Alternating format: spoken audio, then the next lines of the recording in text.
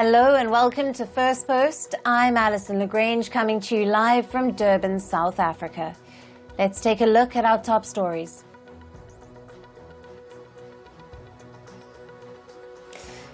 Now, Israel has launched an airstrike in Lebanon's capital Beirut, killing 3 civilians. Lebanon officials say at least 74 people were wounded in the attack, and Israel says the strike was in response to the Golan Heights attack, which killed 12 children. Ambulances rushed to the scene of the Israeli airstrike in Beirut suburbs. A loud blast and plumes of smoke could be seen rising above the region. The impact of the smashed windows and dozens of cars and shop facades. The southern suburbs of Lebanese capital are where Hezbollah has significant presence. Anger grew after an Israeli strike hit a Hezbollah stronghold in southern Beirut. Young men gathered at the site amidst dust and broken glass, showing support for Hezbollah. They chanted, "We are at your service, Nasrallah," referring to the Hezbollah leader, Hassan Nasrallah. Israel forces also claim that the Beirut strike killed a senior commander of the Hezbollah group. Hezbollah sources say that the commander has survived the aerial strike. However, Hezbollah acknowledged that he was in a building that was hit at the time. The Hezbollah commander targeted in Beirut is named Fouad Shakur. Now, he served as the right-hand man to Hezbollah Secretary General Hassan Nasrallah. Israel says Fouad was behind the massacre in the Golan Heights. The Israel-targeted Hezbollah leader was also long wanted by the U.S. It was for his alleged involvement in the 1983 Marine Corps barrack in Beirut.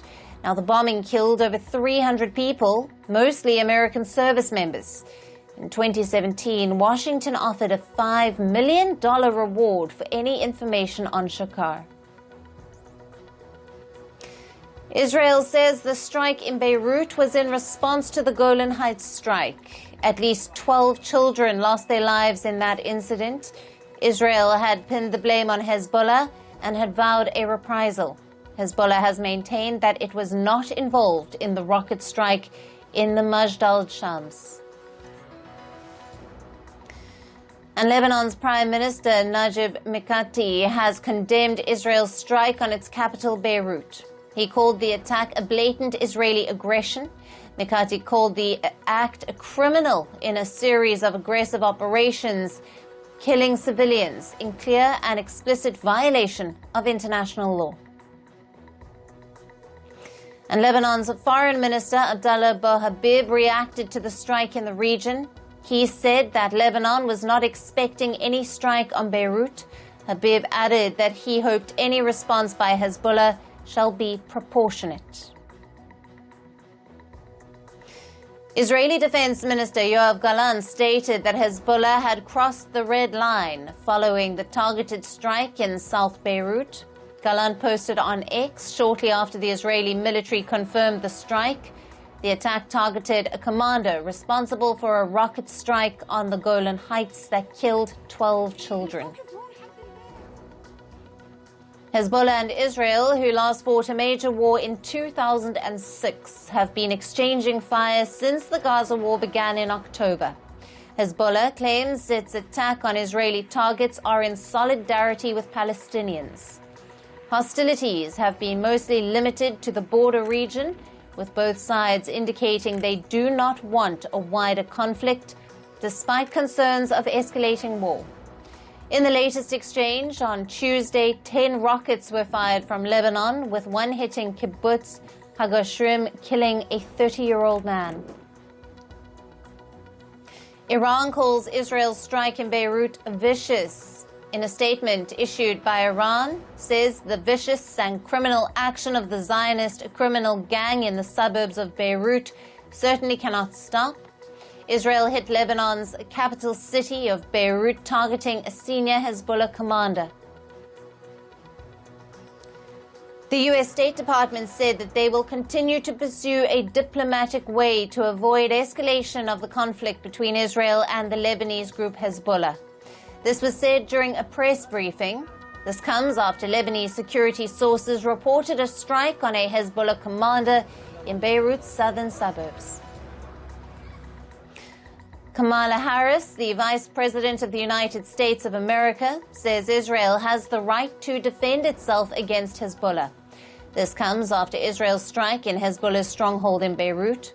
She also called for a diplomatic solution to reduce the risk of all-out conflict. Houthis hit out at Israel, saying that the strike was deliberately launched. The group added that the strike violated all the international conventions and called it a flagrant violation of Lebanon's sovereignty. Russia is also on the list of countries condemning Israel's strike on Lebanon. According to Russian Foreign Ministry, this is a gross violation of international law. The UN Special Coordinator for Lebanon has expressed concerns over the attack of Israel on Beirut.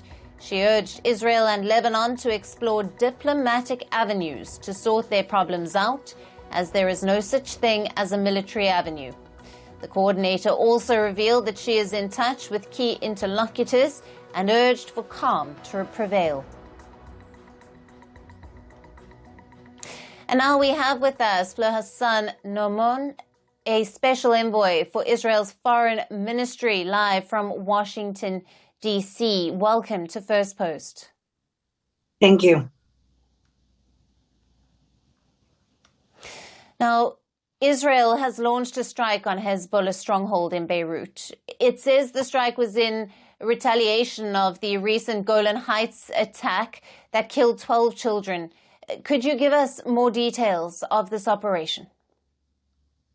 Well, I'm not a military expert, but I can tell you that you don't kill 12 Israeli children in a soccer playground and think that you're immune from a reprisal. Israel is a democratic country. Israel has the right to defend itself. This was a barbaric act on innocent Druze children that did nothing to any of these people. And, we've been attacked. This is not exchange of fire since the 8th of October. This is Hezbollah and essentially Lebanon, because Hezbollah is part of the Lebanese government that has been attacking for no apparent reason Israel since the 8th of October.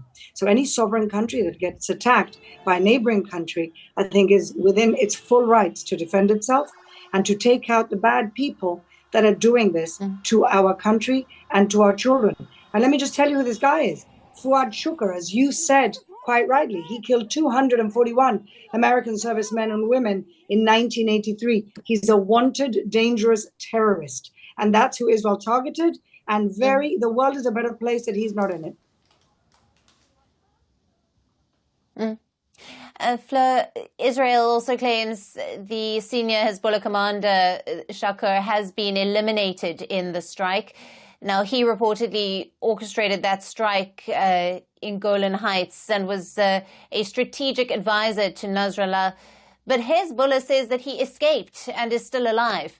What is the latest that you can tell us about these contradicting claims?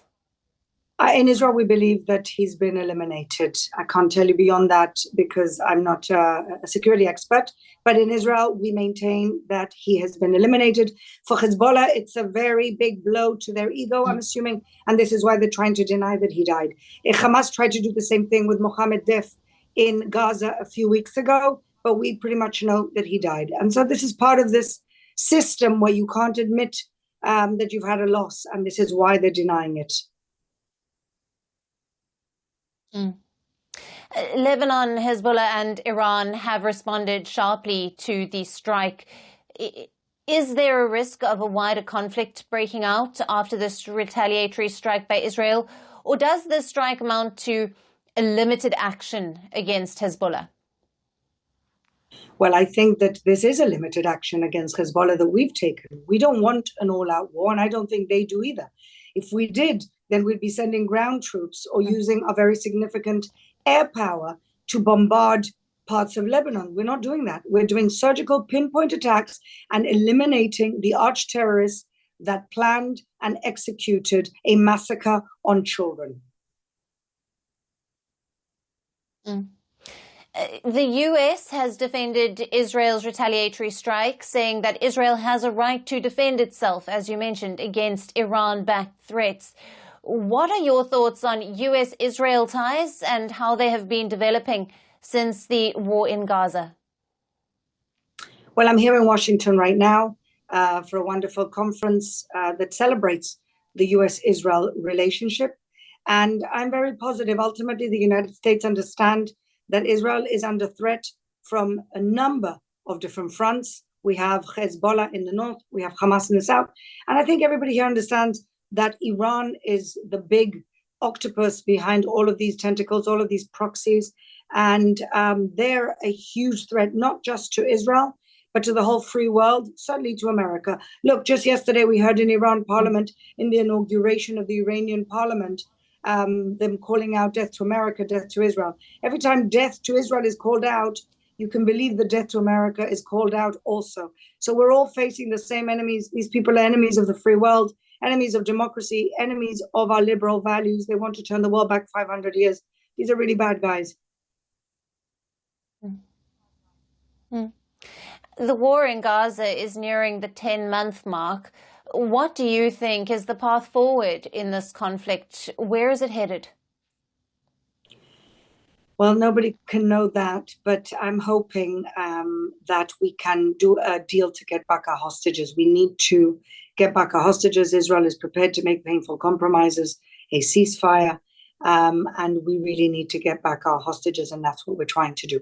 We never wanted this war. We never started this war. Israel has only ever wanted to live in peace with its neighbors, and since the beginning of the establishment of the State of Israel, we've had to face existential wars from countries that are not fighting for particular territory. They simply want to destroy us. And this is really the problem. The minute everybody accepts that Israel is not going anywhere, that Israel is here to stay, that Israel has the right to be here, this is an ancestral homeland, that Israel has an interest in living peacefully with our neighbors. Any Arab country, any regional country that has wanted peace with Israel has found peace with Israel. And so these groups are groups that are not interested in peace. They're interested in the destruction of the State of Israel. And so we're not going to sit down and let them do that.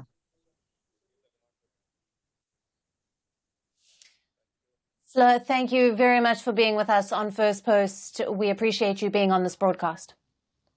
Thank you. يلا البسي البسي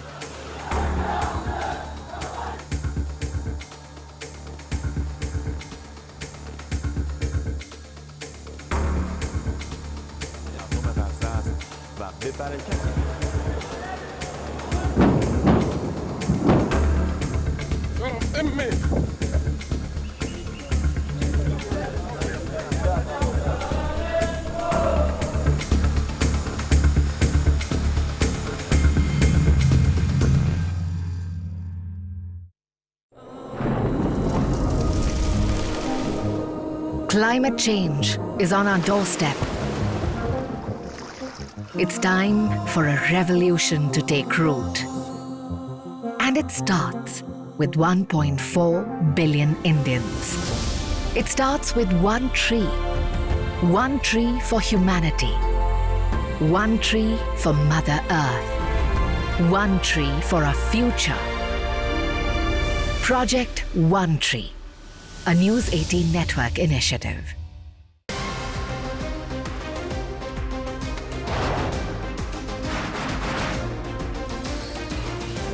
On the show today, the T20 World Cup bandwagon has moved across to the West Indies. What can we expect